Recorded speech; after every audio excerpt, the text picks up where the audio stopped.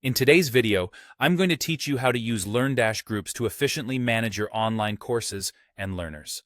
We'll navigate through each step, ensuring you have a clear understanding of the process, and I'll be sharing tips along the way to make your experience smoother. So, let's get started. First thing first, head over to your WordPress dashboard.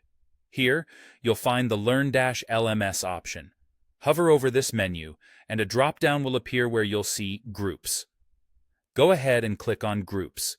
This is where we will manage all the group-related activities for your LearnDash courses. Once you're on the Groups page, find and click on the Add New button.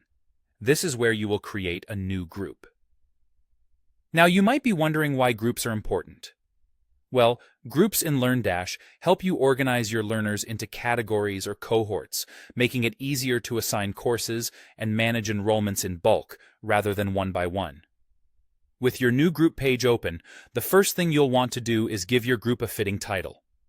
Choose something intuitive and descriptive, so it's clear what purpose or which segment of learners the group is for. After naming your group, you should add a description. This description isn't just filler text, it's what your learners will see on the group's page. Use this space to briefly outline what the group is about, maybe mentioning specific courses or objectives that relate to this group.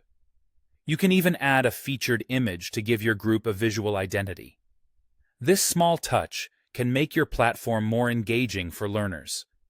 If you're planning to use multiple groups and want them to be organized under a parent category, LearnDash allows you to do just that. You can set attributes for your group, such as a parent group, which is particularly useful when working with group hierarchy to create a structured learning environment. Now that your group is fleshed out with a title and a description, it's time to assign courses to it. Navigate to the Courses tab within your group settings. It's here you'll select which courses should be assigned to the group. This is one of the key features because when a user is added to this group, they automatically gain access to these courses, saving you the effort of enrolling each user individually.